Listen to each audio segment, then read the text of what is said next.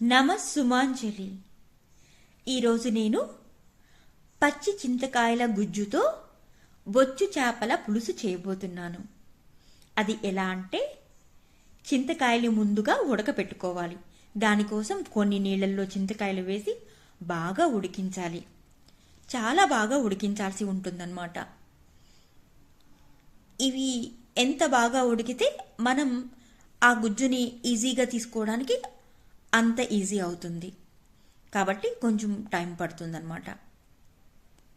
ఈ చింతకాయలు ఇంకా ఉడకలేదు. ఉడికేలోపు ఆనియన్స్ అన్నీ కోసి రెడీ చేసుకుని పక్కన పెట్టేసుకుంటే కొంచెం మనకి పని ఈజీగా అయిపోతుంది. ఈలోపు పక్కన ఈ కర్రీకి సంబంధించింది కూడా మనం ప్రిపేర్ చేసుకుంటూ ఉండొచ్చు. ఇదిగో చింతకాయలు అయితే బాగా ఉడికాయి. ఇంకొక కొన్ని సెకండ్స్లో తీసేసి మనం గుజ్జు కూడా చేసేసుకోవచ్చు. ఇప్పుడు ఆయిల్ వేడయిన తర్వాత నేను చిటికెడు మెంతులు వేసి బాగా ఫ్రై చేశాను. గోల్డెన్ కలర్లో వచ్చేలాగా మెంతుల్ని ఫ్రై చేసుకున్నాను. దాని తర్వాతనే ఆనియన్స్ని పచ్చిమిర్చిని కూడా వేశాను. ఈ ఆనియన్స్ కూడా ఫ్రైడ్ ఆనియన్స్ అవ్వాలి, అంటే బాగా ఫ్రై అవ్వాలన్నమాట. ఇప్పుడు మనం ఏ కూరలోకైనా అలా ఫ్రై చేసుకున్న ఆనియన్స్ వల్లే మనకి మంచి ఫ్లేవర్ అయితే ఏ కూరకైనా వస్తుంది. ముఖ్యంగా ఈ చేపల పులుసుకి ఆ ఫ్లేవర్ రావాలి అంటే మనం అంతలా వేయించాల్సి ఉంటుంది. దీనికోసం ఓ పక్కన మళ్ళీ మసాలా కూడా రెడీ చేసుకుంటూ ఉండాలి. అదిగో నేను వెల్లుల్లిపాయి, జీలకర్ర మాత్రం వేస్తే సరిపోతుంది మసాలాకి. అయితే ఆ రెండు మాత్రమే గ్రైండ్ కావు కదా మిక్సీలో, అందుకోసం ఒక ఆనియన్ని యాడ్ చేశానన్నమాట. ఇప్పుడు చక్కగా గ్రైండ్ చేసేసి ఫైన్గా ఆ పేస్ట్ని పక్కన పెట్టుకున్నాము అంటే ఈలోపు ఆనియన్స్ని మళ్ళీ వేయించుకుంటూ ఉండొచ్చు. ఆనియన్స్ ఫ్రై బాగా చేయాలి కాబట్టి మనం గరిటెతో ఈవెన్గా కదుపుతూనే ఉండాలి. ప్రతి పీస్ కూడా మంచి కలర్ రావాలన్నమాట. అలా కలర్ వస్తేనే మనకి ఫ్లేవర్ బాగా వస్తుంది. ఒక టమాటా పెద్ద కాయని తీసుకొని దాన్ని కూడా చక్కగా వేసి మగ్గించుకోవాలి. ఒక్క టమాటా చాలు, ఎక్కువ టమాటాలు కూడా వేయకూడదు. బాగా మగ్గించాలి. మగ్గించి ఇప్పుడు మసాలాను కూడా వేసేసేయాలి. ఆ మసాలాలో ఉన్న వాటర్ కానీ టమాటాలో ఉన్న వాటర్ కానీ కొంచెం కూడా మనకి కనిపించకూడదు. అంటే అంతలా ఫ్రై చేసుకోవాలి. మనకి బాగా ఫ్రై అయినప్పుడు మాత్రమే ఆయిల్ పైకి తేలుతుంది. అలా తేలినప్పుడు మాత్రమే మంచి ఫ్లేవర్ అనేది అయితే కూరకి వస్తుంది. మనం ఈ చేపల పులుసులో ఇవి బాగా ఫ్రై చేసుకున్నప్పుడు మాత్రమే చాలా టేస్టీగా ఉంటుంది. చేపల పులుసుకి కావలసిన ఈ చింతకాయ గుజ్జు కూడా రెడీ అయిపోతుంది. దీనిని గుజ్జు రెడీ చేసుకుందాం. చాలా బాగా ఉడికాయి. ఇప్పుడు నేను చింతపండు గుజ్జు తీయడం చాలా ఈజీ కూడా. సారీ, చింతపండు కాదు, చింతకాయల గుజ్జు. ఇక్కడ కలుపుతూ ఉన్నాను. ఒకవైపు గుజ్జుకి ప్రిపేర్ చేస్తూ ఉన్నాను.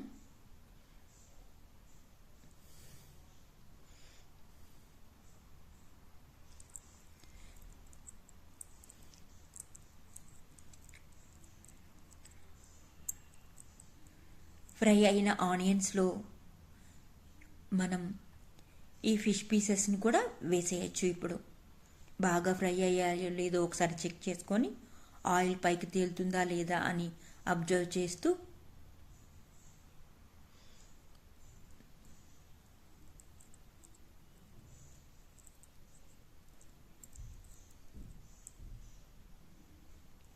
ఫ్రై చేసుకుంటూ ఉండాలి. ఇలాంటప్పుడు ఫ్రై చేయడానికి అట్ల పుల్ల ఉంటుంది కదా, అలాంటి దాంతో అయితే బాగా ఫ్రై చేయడానికి కలపడానికి చాలా బాగుంటుంది. ఫిష్ చేసేటప్పుడు ఎప్పుడైనా ఈ అట్ల పుల్లని అంటే అట్ల కాడని మాత్రమే వాడండి.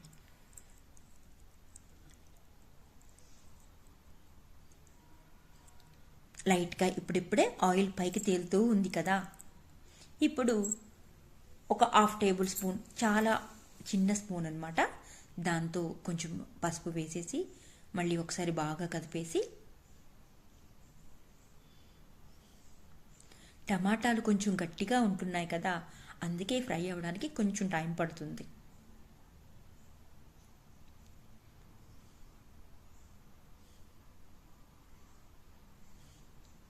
ఇలా ఫ్రై అయిన టమాటా, ఆనియన్, మిర్చి ఇవన్నీ గ్రేవీలో మనం ఇప్పుడు ఫిష్ పీసెస్ని పరుచుకోవచ్చు అనమాట. అయ్యింది. ఇప్పుడు ఆయిల్ కూడా బయటికి వచ్చేసింది కాబట్టి మనం ఫిష్ పీసెస్ని జాగ్రత్తగా అందులో పెడదాం.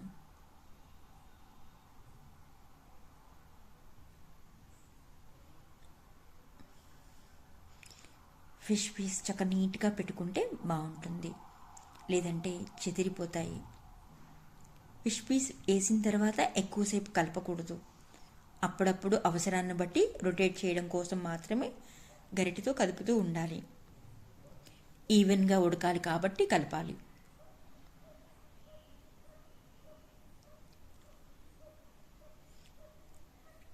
ఆ గ్రేవీ పైన వీటిల్ని పరిచి చక్కగా ఉంచితే కొంచెంసేపు ఆ నూనె, ఆ ఆనియన్ ఫ్లేవర్ అదంతా చేప ముక్కలకి పడుతుంది.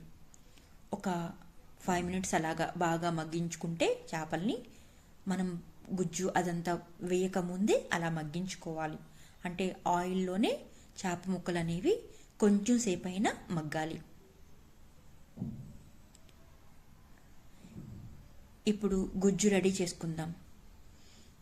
చక్కగా రెడీ అయిపోయింది గుజ్జు.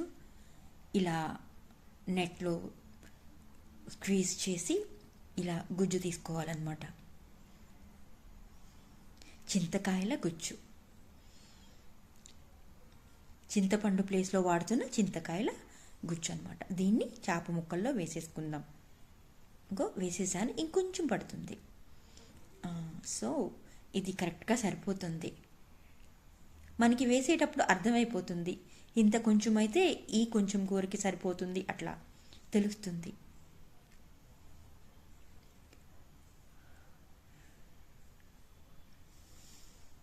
ఇందులో ఆ గుజ్జు మరుగుతుంది కాబట్టి కారం వేసుకుంటే, పసుపు ఆల్రెడీ వేసేసాను కదా, కారం వేసేసుకుంటే కారం ఆ గుజ్జులో కలిసి ముక్కలకి పడుతూ చాలా చక్కగా ఉంటుంది. ఊరికే గరిటెతో కదపకూడదు, జాగ్రత్తగా రొటేట్ చేస్తున్నాను నేను.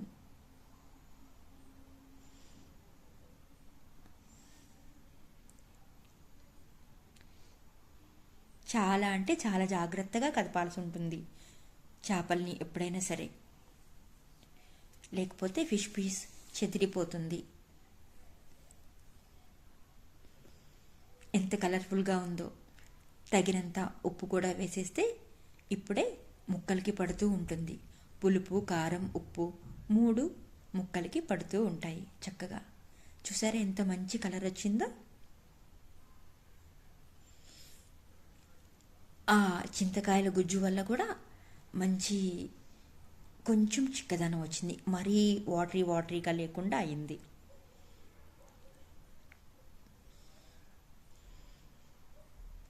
ఒక్కొక్క ముక్కని అలా రొటేట్ చేసుకుంటూ ఉండాలి. బాగా చింతపండు గుజ్జు, చింతకాయల గుజ్జు అదంతా మరిగింది కాబట్టి మనం కొత్తిమీర చల్లుకొని మళ్ళీ కొంచెం సేపు అలా ఉంచితే మనకి కూర చాలా బాగా రెడీ అవుతుంది.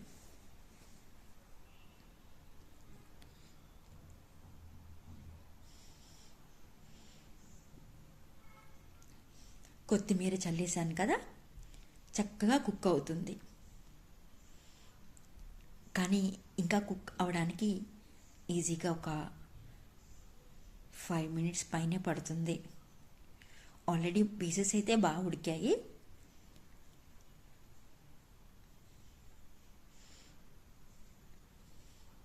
ఆ ఆయిల్ తేలేంత వరకు మనం ఉడికించాల్సి ఉంటుంది కాబట్టి అప్పటి వరకు కుక్ చేయాల్సి ఉంటుంది.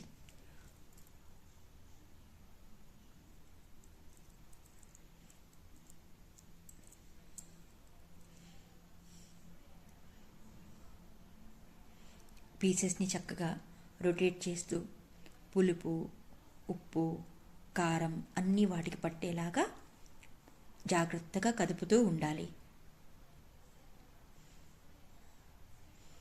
అప్పుడే చేపల పులుసు చాలా చక్కగా ఉంటుంది. మనం అన్నంలో వేసేటప్పుడు కూడా జాగ్రత్తగా వేయాలి. ఇలా మనం కూర చేసేటప్పుడే జాగ్రత్తగా చేయడం వల్ల అన్నంలో వేసుకునేటప్పుడు జాగ్రత్తగా ఒకసారి వేసుకుంటే తినేటప్పుడు ఈజీగా తినడానికి బాగుంటుంది. ఒక్క 5 మినిట్స్ ఉడికిస్తే మన చేపల పులుసు రెడీ అయిపోతుంది. అదిగో రెడీ అయిపోయింది కూడా. చక్కగా ఉడికింది పీస్.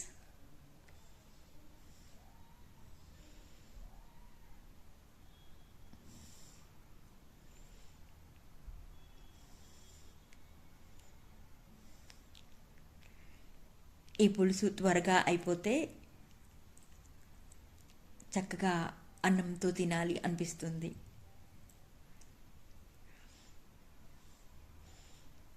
మా ఇంట్లో వాళ్ళంతా ఈ పులుసు ఎప్పుడు అవుతుందా అని వెయిట్ చేస్తున్నారు. మా అత్తగారికి, మా వారికి చాలా ఇష్టం చింతకాయలతో ఇలా చేపల పులుసు చేస్తే. అందుకోసం ఎప్పుడు పులుసు అవుతుందా, ఎప్పుడు రెడీ అవుతుందా అని వెయిట్ చేస్తున్నాం మేము. కానీ ఎలా అయినా చేపల పులుసు చేయడానికి పెద్ద ఎక్కువ టైం అయితే ఏం పట్టదు. ఫిష్ పీసెస్ త్వరగానే ఉడికిపోతాయి. చక్కగా కుక్ అవుతుంది. ఇంకొంచెం సేపట్లో ఈ పులుసు అయితే రెడీ అయిపోతుంది. చింతకాయల చేపల పులుసు. బొచ్చు చేప కానీ, రేగండి కానీ ఇవన్నీ కూడా బాగుంటాయి. చూసారా, అన్నంలోకి వడ్డిస్తున్నాను. పీస్ కూడా ఎక్కడ ఏం కాకుండా చక్కగా వచ్చింది.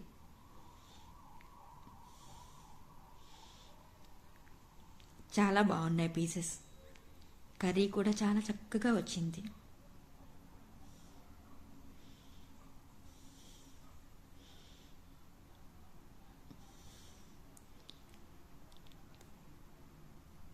Thank you.